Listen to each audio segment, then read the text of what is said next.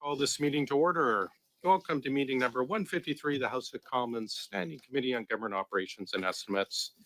The mighty Ogo, truly the only committee that matters. Before we start, everyone, please, just a reminder to keep your headphones away from your microphone so we can protect the hearing of our very valued interpreters who are working hard with us today.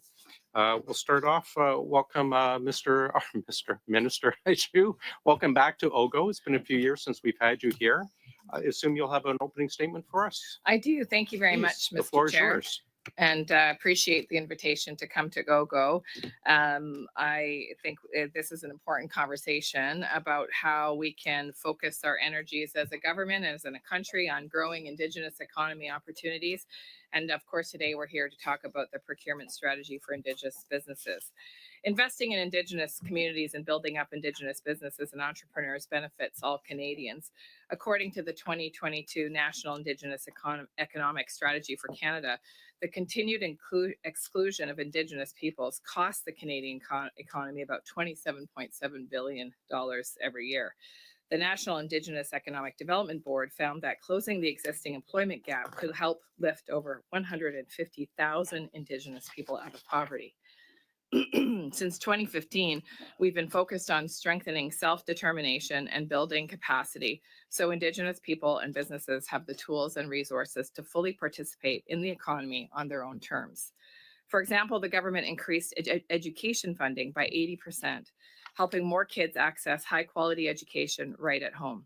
Over the last decade, BDC found that expanded access to education has led to a 49% increase in the number of Indigenous people aged 25 to 64 in full-time employment.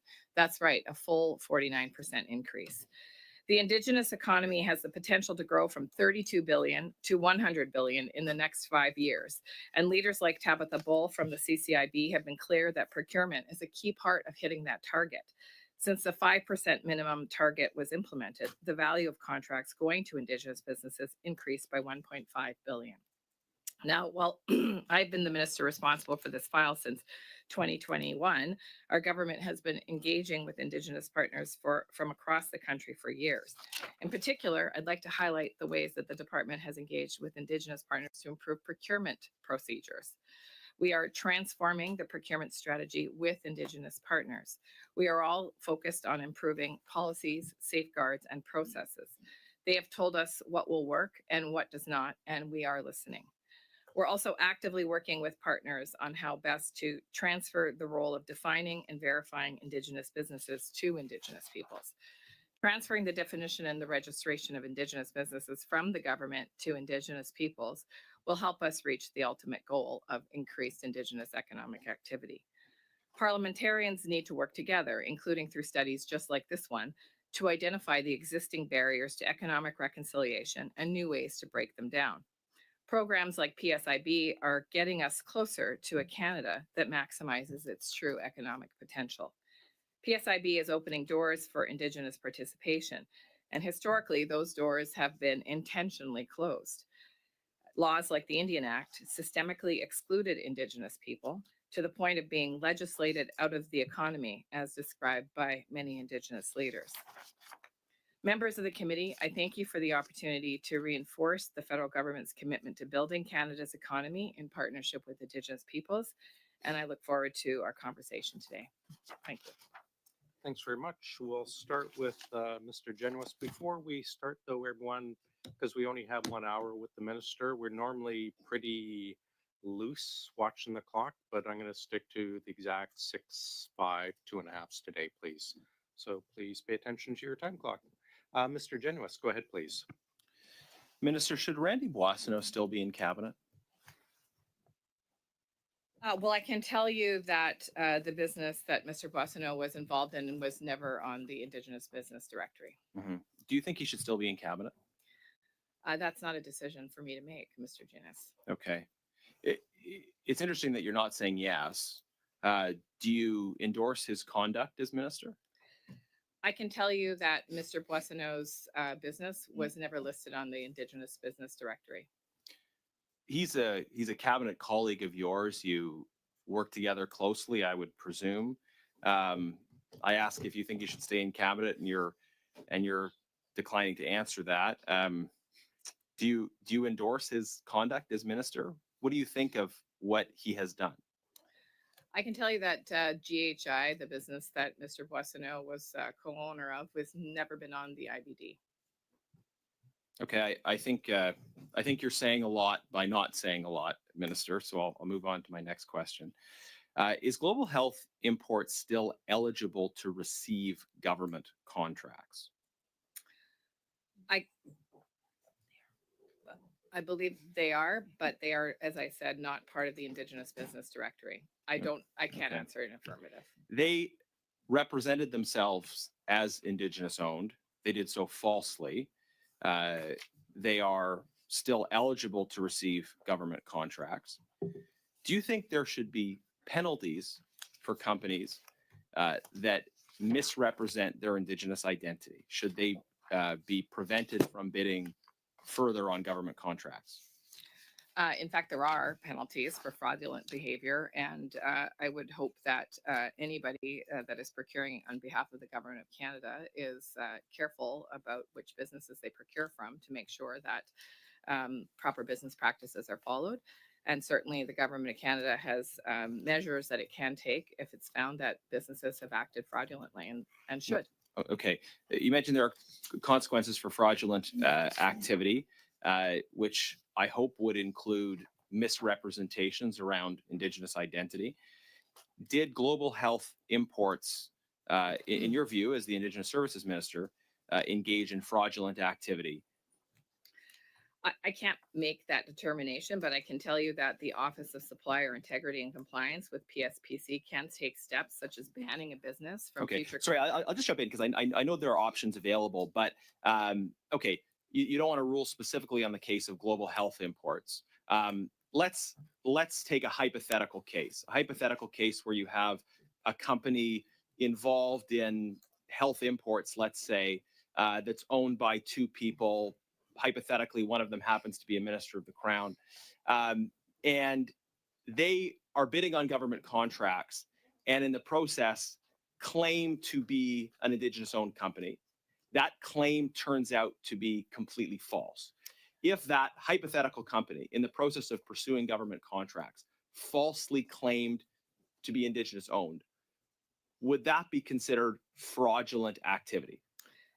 It could possibly be, but that would be a decision by the Office of the Supplier Integrity and Compliance. I don't run that particular organization. So I would say that from my perspective, when there's allegations of fraud, it's very serious. And I think departments have a responsibility to ensure that they're procuring from companies that are not fraudulent. So, Right. But so just definitionally, right? Like it would seem that the definition of fraud is misrepresenting the facts in some way in order to achieve a commercial advantage. Right? Pretending something is true when it's not in order to achieve a commercial advantage.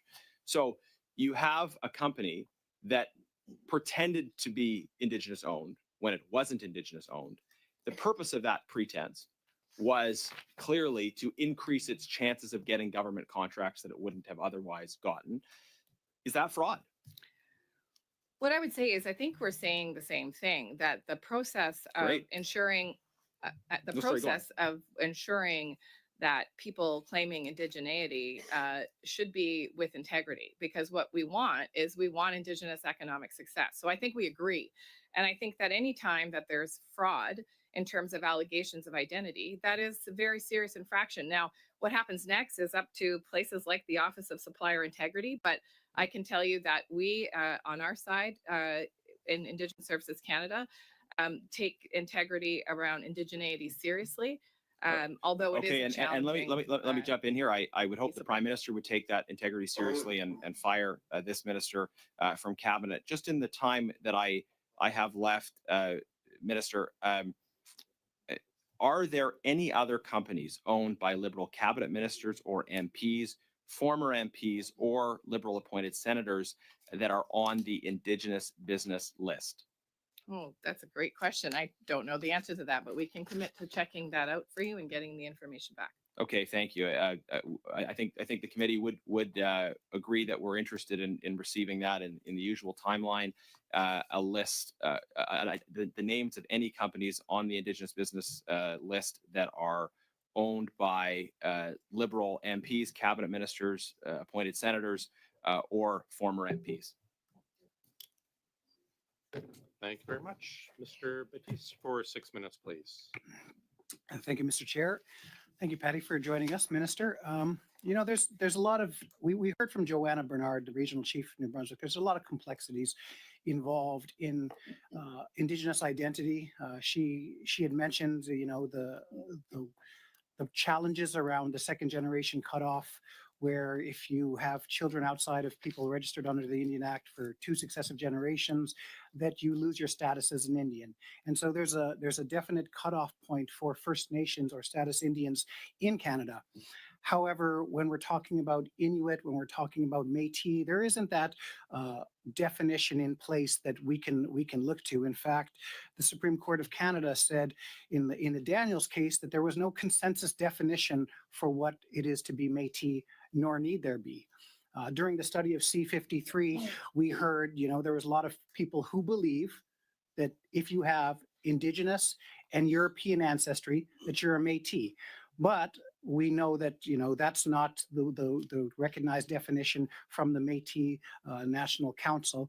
And so I'm wondering if when we're looking at this, when we're looking at Indigenous identity and the overall job of government to try to figure out who should be eligible and who shouldn't be eligible, do we have help from any organizations that can help guide government? Because, you know, it's pretty clear in UNDRIP, which is law under Article 33, that nations want the ability to determine who their own citizens are. And that's part of the work why we're working with AFN on the second generation cutoff. I'm wondering if you can speak to first, what kind of outside help are we getting from Indigenous organizations to help clarify these very muddy waters when it comes to people thinking they might be Indigenous because they have some mixed ancestry in somewhere in their family lineage? And how do we educate Canadians as to, you know, what are the actual defined definitions of the different First Nations, Inuit, and Métis in Canada? Sorry, I'm going to interrupt before you proceed, and I've stopped the clock. I understand there's some people in the room taking photos. Please, that's not allowed. So just FYI, please. Thank you very much. Go ahead, Minister. Thank you, Mr. Chair, and thank you, MP Batiste. And I think you've touched on something that I think is essentially very sensitive and kind of a legacy of a colonial system that was designed to divide people into categories of Indigenous and non-Indigenous. And the challenge is that, of course, those definitions evolve. You mentioned second generation cutoff, and you would know as one of the MPs heavily invested in the study that's going on right now that even that issue of second generation cutoff is a sensitive issue for families impacted, but also for communities that are impacted. There is a criteria for inclusion on the Indigenous Business Directory. I can read it out here, but I'm sure you already understand that as part of your study right now. We are working with First Nations partners, business partners in particular, like NACA, like the CCIB, like ITK, like the Métis Nation, and various different Métis nations that are not part of Métis Nation of Canada. These are the commitments that we've made as a government, is to continue to have these complicated conversations with Indigenous people as they define for themselves how to define their memberships. And I think it is an important conversation for Indigenous people to have, but for Canadians to understand that it isn't as clear cut as some would like to think, or some would like to have it be, quite clearly. And so we heard from Regional Chief Joanna Bernard that this was one of the things that was a concern for her.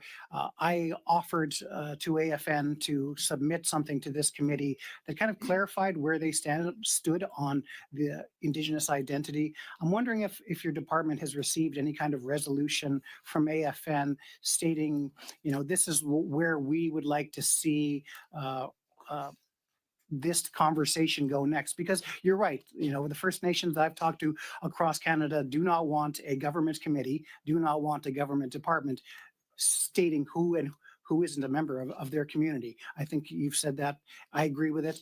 And I think so. How do we best manage that situation when you have communities saying, well, we don't want the colonial mistakes of the past to continue, rather we want to be a part of the solution? How are we doing that?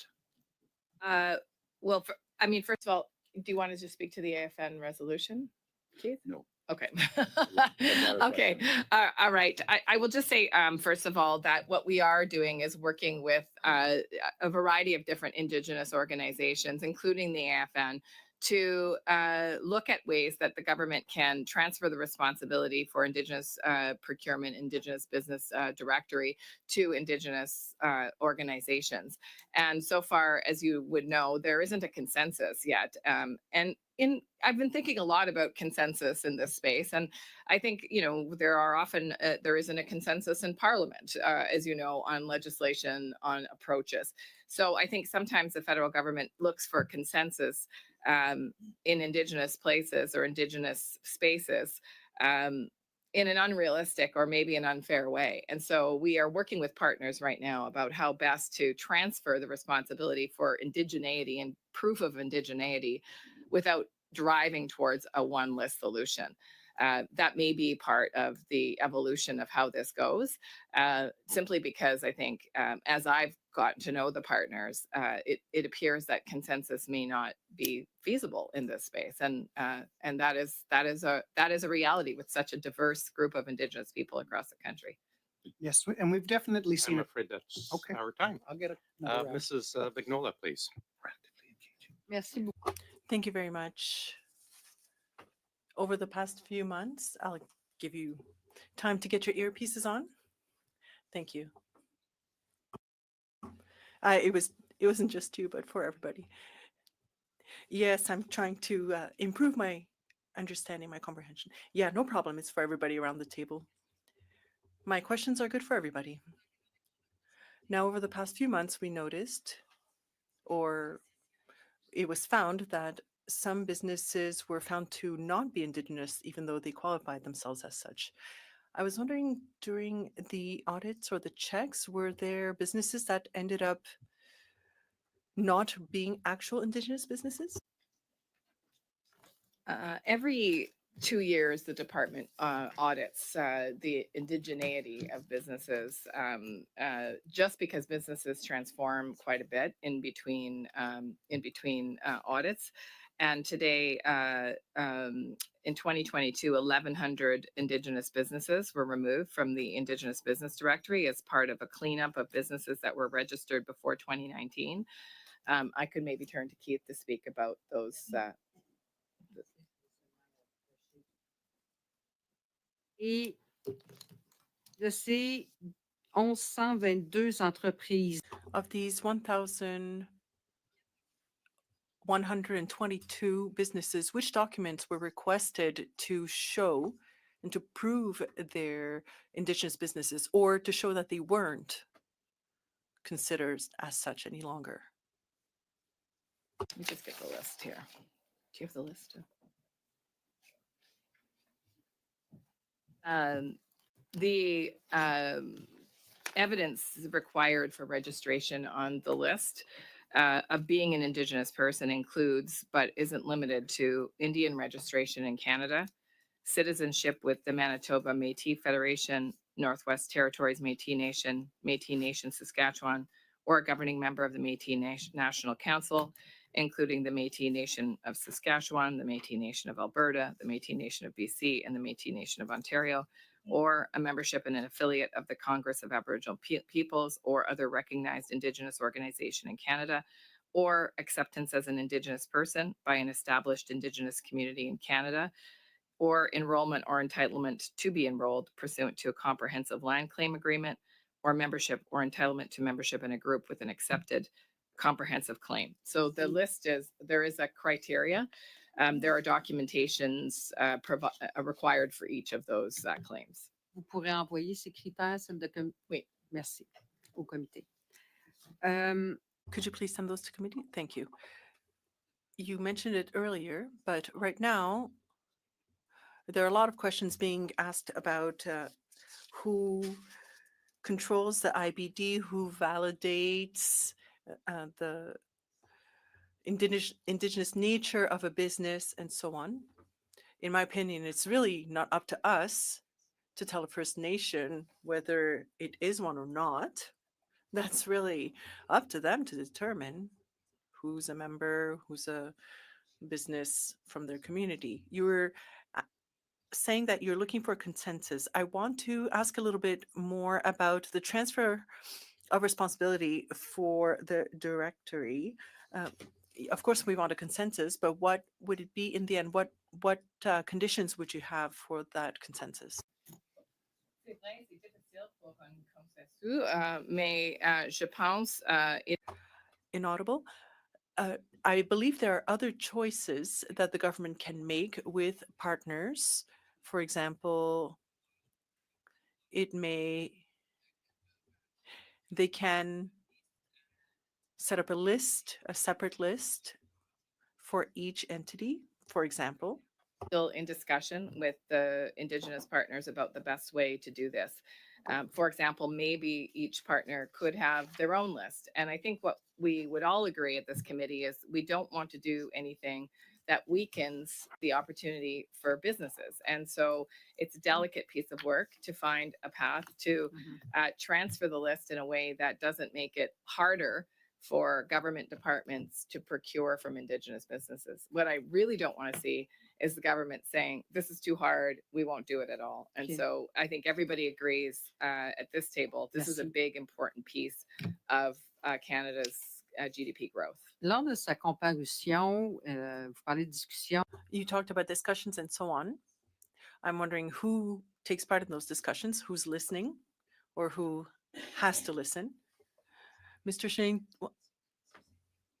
who was from the funding association for these businesses, stated that there were attempts to work with the government, but that there were a lot of delays. They had a difficult time getting the support of Indigenous Services Canada for various projects, for infrastructure, for the organization, and so on. A letter was apparently sent to you, and the national chief also sent a letter. There still has been no answer, is what we were told. So I just have a few questions left, but those are my questions. Who are the ones discussing and who are the ones having to listen?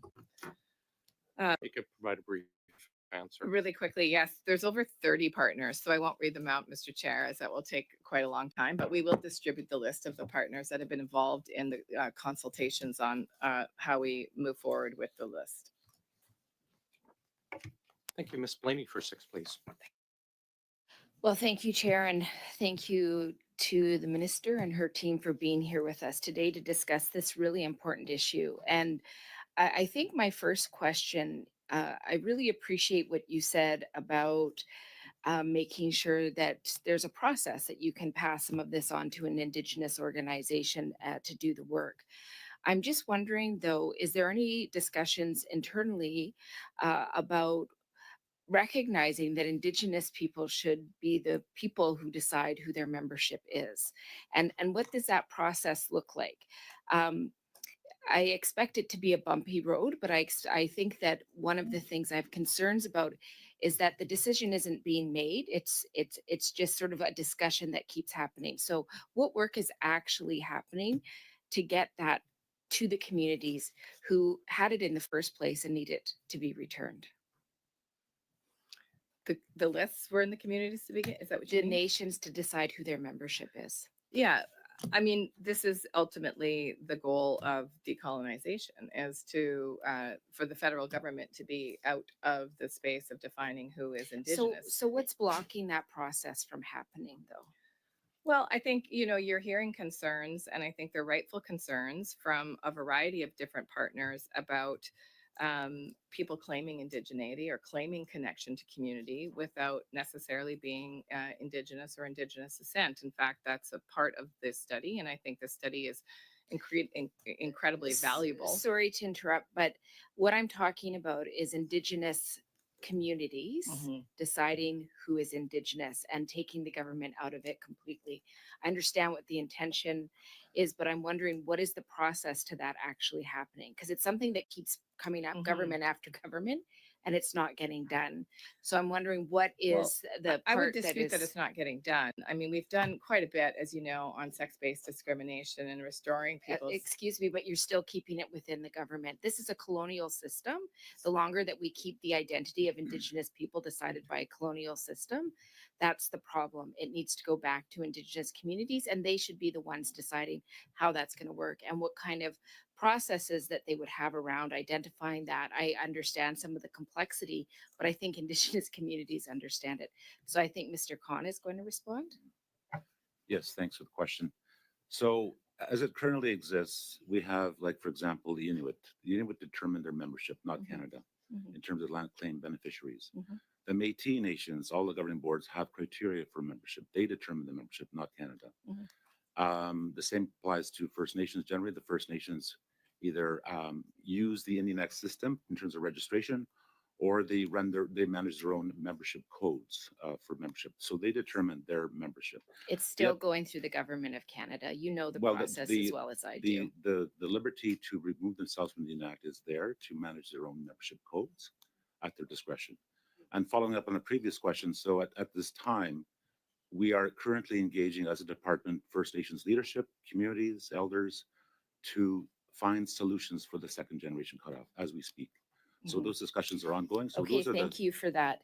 So, I hear what you're saying, and I just will respectfully say that the system is still held by the government. This is how it works. And we know that Indigenous people who are trying to fight these issues often have no choice but to go to the federal government to try to get support. And often the federal government says, I don't want to touch this because they don't want to be part of the identity process, but they are also still holding the reins. So my concern is that until that is done, it makes all of these other systems continue to falter. And what that does is it pits Indigenous people against Indigenous people, which is not very helpful. But it also means that the fraudulent claims are blocking Indigenous businesses that are legit from finding those opportunities because other people are using people or putting forward things that are not true. So I do want to say that I think it is incredibly important that be stepped out of, because until it's gone, until Indigenous communities and Indigenous processes are in place, we're going to continue to see these things. So I'm just wondering, Minister, you talked about the fact that it is fraudulent to pretend that you're of Indigenous identity, and you talked about penalties. Can you talk a little bit about what that looks like, and if there's something that's actually done to make people accountable? We're seeing more and more people pretending that they are of Indigenous identity, which I think is very interesting and very concerning, and actually, in a lot of ways, pretty easy in terms of Indigenous communities to identify. So I'm just wondering, what are the penalties, and how do you work with the Indigenous communities that have had people claim they belong to them that don't? How do you support them as well? Well, thanks. And I think, so that's the flip side is that Indigenous communities often feel threatened by new people coming to community who sometimes claim connection to community, sometimes through issues of second generation cutoff, quite frankly. And that's why the study is so important, because in fact, some chiefs have said that people appear to claim membership, and in fact, they don't, as leaders of the community, recognize their lineage or their connection. And I think, you're also right that all of I this is. apologize, Minister. That is our time. We're going to go to Mrs. Block for 5 minutes, please. Thank you, Chair, and welcome to all of you joining us here today. Minister, we have heard repeatedly from Indigenous groups that the majority of the money that the government claims is going to Indigenous companies is actually going to shell companies and not Indigenous companies.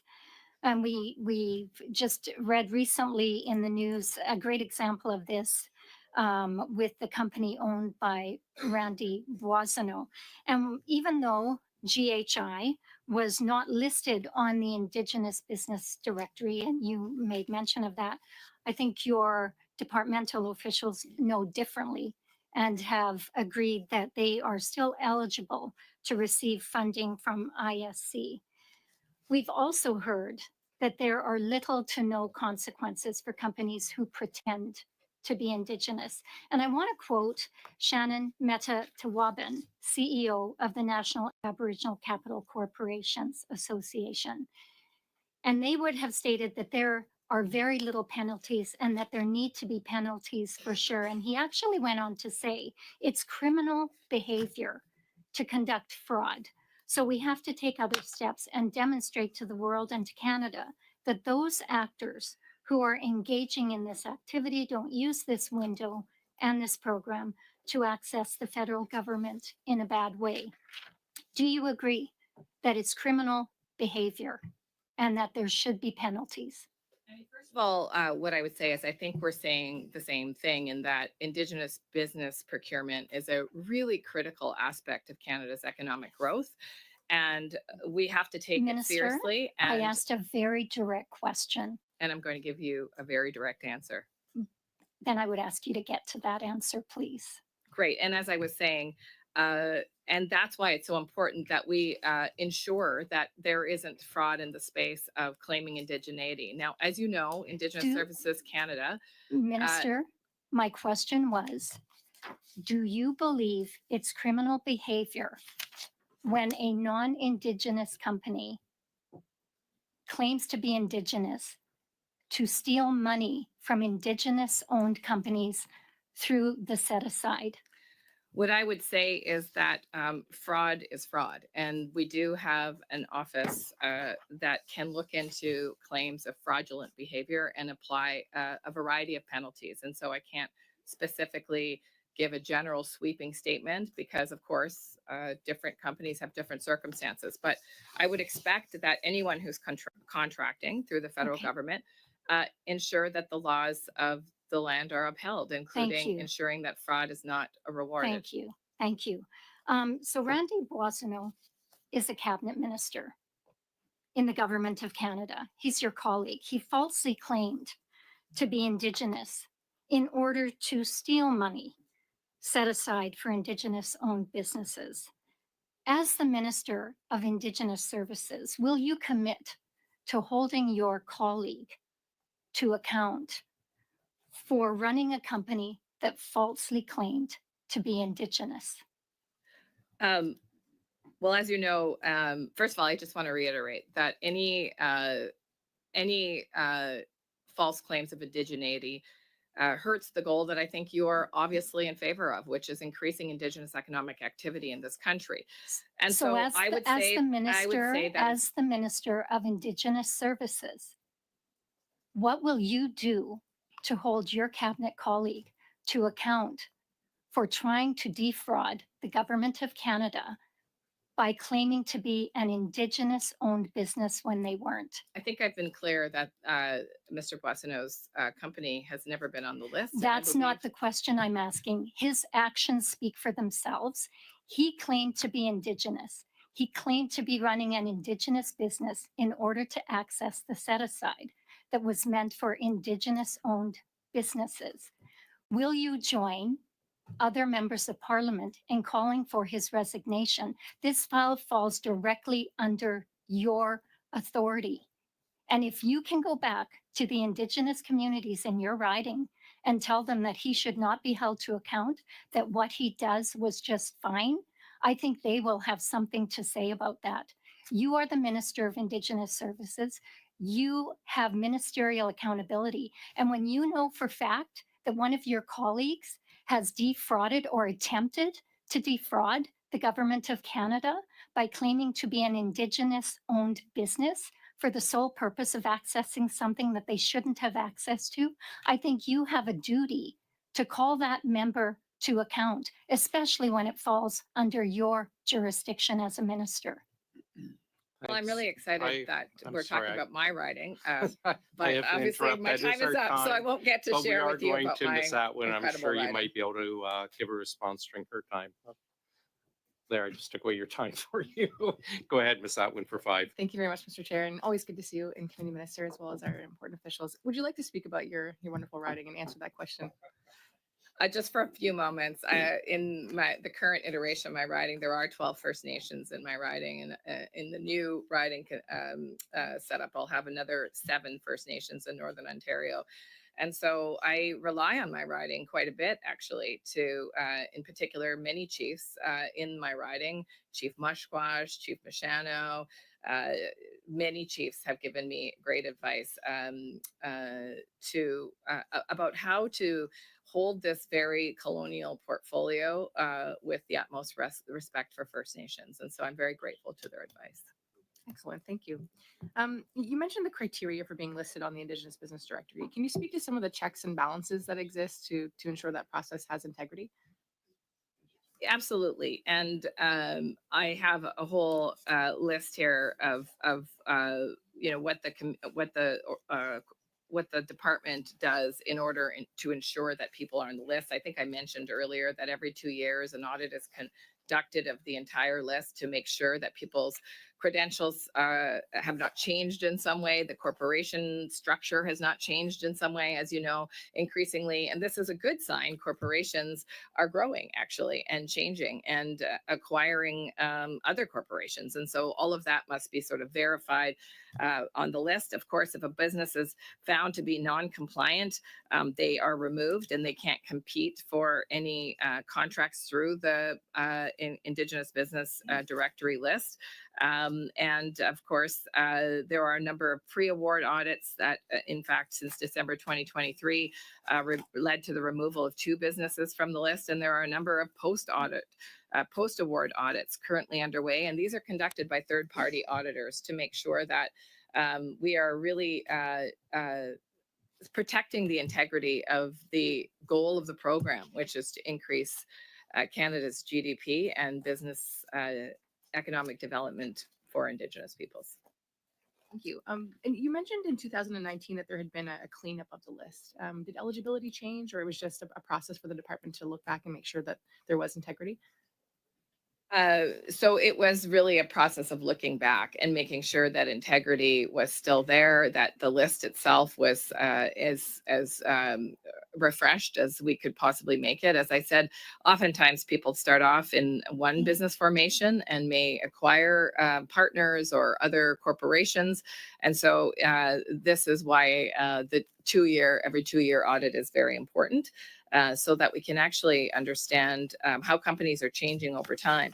And, I would say that most companies are good actors and they will tell us when things are changing and they will keep up to date their information. But obviously, and, I think all colleagues around this table are very diligently working on ensuring the economic success of Indigenous business. And we have to do that by preserving and holding close the integrity of the process.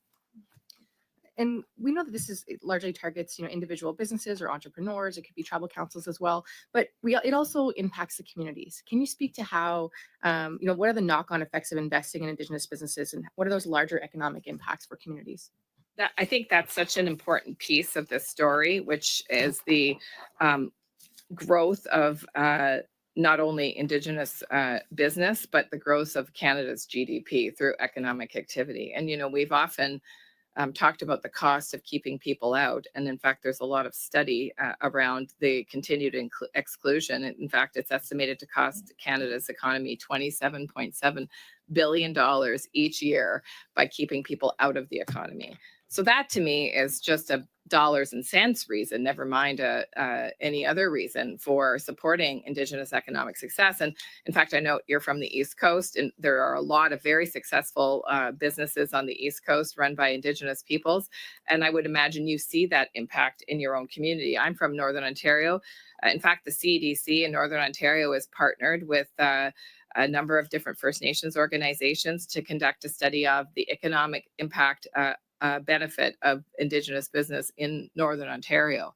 And there are older studies that estimate, huge amounts of revenue for non-Indigenous communities that have a high degree of Indigenous economic activity. So exclusion is really expensive. And, this is the fiscally smart thing to do, is to make sure that people have this opportunity. And the last thing I'll say is it's exciting when I visit First Nations that also have corporations that are benefiting their community. So many First Nations are now, for example, holding their own contracting and construction companies. That is our time, Minister.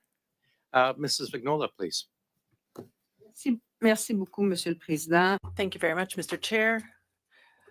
Ms. Hajdu, until very recently, an Indigenous woman who had children with a non-Indigenous man saw her children be considered non-Indigenous. That went on for 50 to 60 years. I think it's Section C2 or something. I could be wrong, but finally that was removed. Now, when it was the case of an Indigenous man having children with a non-Indigenous woman, those kids were Indigenous. Now, coming back to those children born of Indigenous women who didn't used to be recognized but now are, when they want to set up a business and have it be considered an Indigenous business, that can complicate things. Now, in terms of the list, maybe the solution would be to have more than just one list.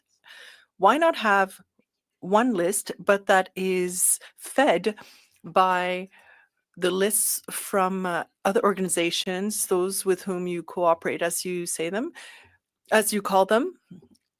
And of course, it would be a given that those lists would be kept up to date, and that would put an end to the situations such as the ones I described, where the children were or were not recognized or so on. And that's really, that happened because of the all-powerful Canadian government. So that's my first question. Mr. Ducharme of the Business Directory was saying that he was a witness here and said that his list was not recognized as being a valid one, even though they were Indigenous businesses on that list. How can we ensure that there is complete understanding and consensus when we are not recognizing what the Indigenous organizations themselves are doing? 30 seconds for a response. Well, first of all, I think the study that this committee is doing is going to be very helpful in identifying alternative pathways to making sure that we keep the integrity of the Indigenous business procurement strategy intact. I mean, I think we're all saying the same thing, that we want Indigenous businesses to succeed. We want Indigenous people to have control over identifying who is Indigenous, and we want the government ultimately to get out of the business of identifying indigeneity. And the challenge will be to make sure that we do so in a way that doesn't make it more difficult for people to procure from Indigenous businesses, but really keeps that same system of being able to quickly identify Indigenous businesses to reach the target. I have to say that, you know, we've done incredible work as a government over the last I 10 years to apologize, meet Minister. That I is, exceeded my we time. only have Thank you, 2.5 Mr. Chair. minutes, I'm afraid. No worries. Thank you. Ms. Blaney, please. Well, thank you, Chair.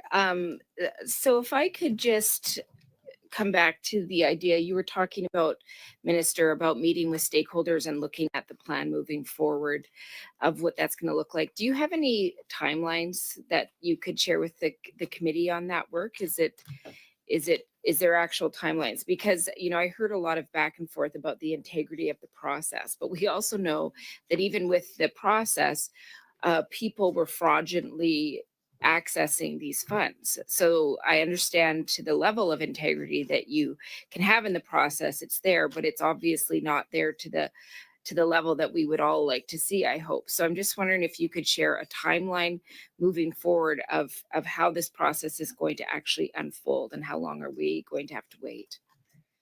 I'd like to turn to Jessica to talk about the consultations that have been underway and maybe a little bit about the timeline as well. Thank you for the question. Since 2021, there's been work undertaken by something called the Transformative Indigenous Procurement Strategy, which is set to wrap up in 25-26. There's been extensive consultations both with Indigenous economic development organizations as well as directly with Indigenous businesses and communities.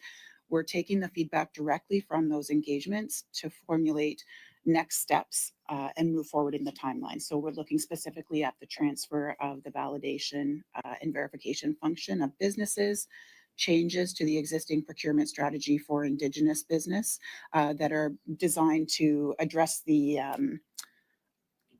opportunities that exist for continuous improvement. Okay, well, thank you for that. So I'm just wondering, at what point does the government get out of the business completely so that it's run by Indigenous led? I mean, this is what you're talking about. And I just want to say that, you know, it is not owned by First Nations people, for sure, identity. I mean, I have status children. Their children will have a lesser status because I'm not Indigenous. That's how it works. So that means that you can eventually get to a generation where you don't have status. So to me, this is the problem. The problem is that the government's involved. So you're talking about getting out? When? I think Jessica was clear that the goal is that we would be able to have something in place by 2025. And I would say that sooner if possible. And I'm in conversations with the partners themselves who all agree that as soon as possible, they would like to manage lists, but they also all agree that they don't want a dilution of procurement from Indigenous businesses. And so that's the balance we're trying to reach. Thank you very much. Mr. Barrett for 5, please. Minister, today, Canada's first Indigenous Justice Minister and Attorney General, Jody Wilson-Raybould, who, as you know, was fired from cabinet by Mr. Trudeau for speaking out against and trying to stop his attempted obstruction of justice. She issued a statement online, and it said, "A prime minister committed to true reconciliation would have removed Randy and the other Randy from cabinet long ago. Instead, we get to watch white people play ancestry Wheel of Fortune. So shameful and extremely destructive." Do you agree with that characterization? What I would say is that Indigenous identity Any use of Indigenous identity in a fraudulent way undermines Indigenous people. Okay, so we have a member of your cabinet, a member of your caucus, who a 50% owner of a company that claimed to be wholly Indigenous owned, applied for government contracts under that false pretense. To dispense with the pleasantries, Randy Boissonneau lied about who he is in order to profit, and in doing so, attempted to disenfranchise legitimate and actual Indigenous owned businesses. Do you think that that is appropriate? And if you don't think it's appropriate, do you think that he should remain in cabinet? What I would say is that GHI, the company in question, was never on the Indigenous Business Directory. Right, and so they applied. I cannot, for example, weigh in on what decision points were made when GHI was awarded contracts. And so I can tell you, though, with very high degree of confidence that he was not on the list. He wasn't on indigeneity. So he wasn't on the list. We know that he has previously said that he was Indigenous. He is now saying that he is not. So we know that he applied for a contract saying he was Indigenous. And this is the point that Ms. Wilson-Raybould has made. And it certainly undermines reconciliation. Would you agree that a cabinet minister claiming indigeneity to win government contracts and remaining in cabinet undermines the government's stated goal of reconciliation? I think Mr. Boissonneau's statement is on record, but what I can say is what I've just said, which is I think that when people utilize false claims of indigeneity, it's extremely harmful to Indigenous people, and it's extremely harmful to the process of reconciliation. So thank you for that. Unfortunately, the Prime Minister, Mr. Trudeau, said this morning, "I'm happy that he, Randy Boissonneau, is continuing to lead on issues around jobs and employment and represent Alberta in our government." So you agree that it's harmful. The Prime Minister doesn't. So do you agree or do you disagree with the Prime Minister with his delight that Mr. Boissonneau, who is a fraudster, is continuing to represent Alberta in the government of Canada in your cabinet, all the while attempting to disenfranchise Indigenous individuals and Indigenous-owned businesses? Well, I think what is important here is that it's not up to me or any other person to police people's indigeneity. And so for me, this isn't about. Minister, he said it's not for you to police. He said he lied. So he's the one who said he lied. You know that he lied. And you just need to have the moral clarity to say that what he did was wrong. It undermines reconciliation. And that type of fraud is unacceptable in your government. The rest of my time to Mr. Jennis. Are there any instances of companies facing consequences for Indigenous identity fraud that you can identify? I don't think I can answer that question. Okay, I'll go to something else, but if you could provide us with a list afterwards of any instances of companies that have been faced consequences for Indigenous identity fraud and what those consequences would be. It's been reported that Randy Boissonneau's claims that his great-grandmother was Cree, that those claims were false. Those were claims that he personally made in the House of Commons. They have now been revealed to be false. Do you have any comment on that? My comment stands. The issue of indigeneity, is not for me to determine who is Indigenous, but that in general, claims of indigeneity Chair, and that are false in are very the seconds I harmful to have Indigenous left, peoples. the minister in the last round referenced the Office of Supplier Integrity and Compliance as being able to answer certain questions that she has not able to answer. I wonder if there'd be agreement for us to hear from the Office of Supplier Integrity and Compliance at some point to help shed some further light on these things. Yeah. Mm-hmm. Seem to be in agreement. That is your time. Thank Thanks. You. And we'll finish up with Mr. Batiste. Go ahead, please, for 5 minutes. Yes, thank you, Mr. Chair. And I'm finding the whole conservative narrative a little bit problematic.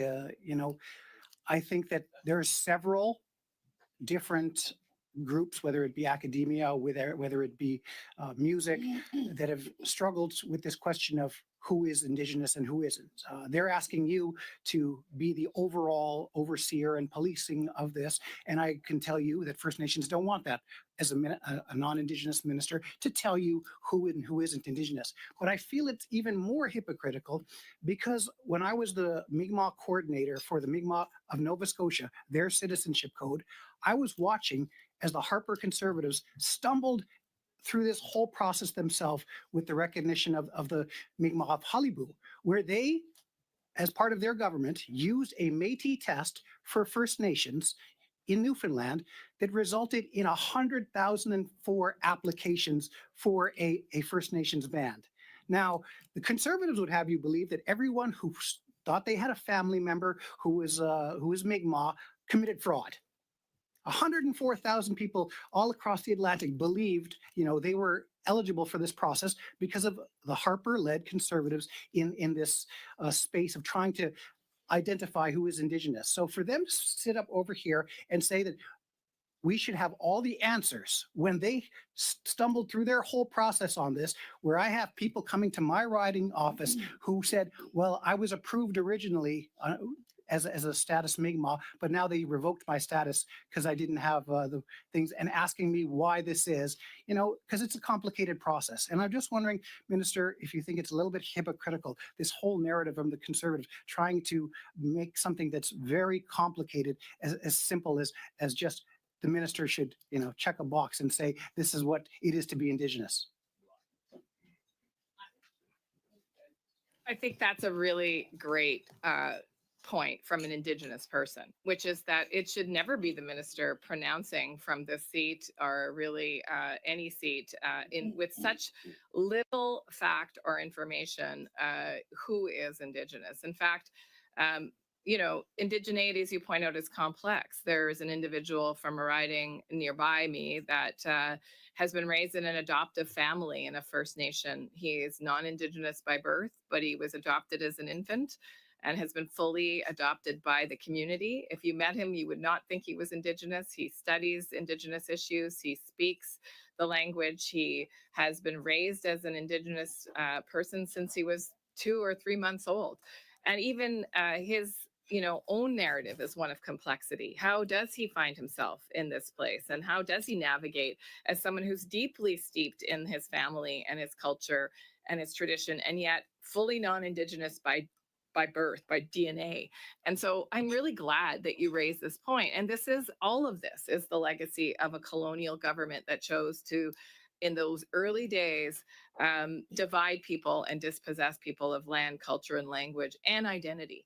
And now we're all here grappling with how to get back to a place where Indigenous people for themselves define who are members of their community, but also that we make amends as a country by ensuring that there is more equity in the systems that serve us all. Thank you. Thank you, Minister. And in the time remaining, these are problems that we have to resolve collaboratively with First Nations communities. They have their own First Nations procurement organization that they're trying to set up because they have identified their problems around this. And I know the question that has been answered is, what are we doing to make space for them to take control? I'm wondering if you could talk a little bit about where we are in the second generation cutoff consultation that we started with AFN in December to address these very concerns that were being brought to this table right now in a collaborative approach with First Nations youth, with First Nations communities, and just if you could talk about what that process is looking like. Well, yes, and thank you again for your help in designing how to get this off the ground in a respectful way. Even the consultation has been designed by Indigenous peoples because it is such an emotional and heated space. I mean, ultimately, what we're talking about is families where for example, Chief Bernard told me a very moving story where one of her children, her grandchildren are Indigenous or ordained Indigenous, and on the other child's lineage, those grandchildren are not, simply because of the nature of who her children chose to marry and how painful that is for that family. And so those consultations are underway, and I believe they're happening in a very compassionate way because we chose to design those consultations together with First Nations peoples so that we could get to the answers about how to support people to reunite their families. How many You can say thank you. That's about it. Thank you, Minister. Thank you for the And colleagues, that is our time. We are going to suspend to excuse the minister and bring our next set of witnesses in. We are suspended.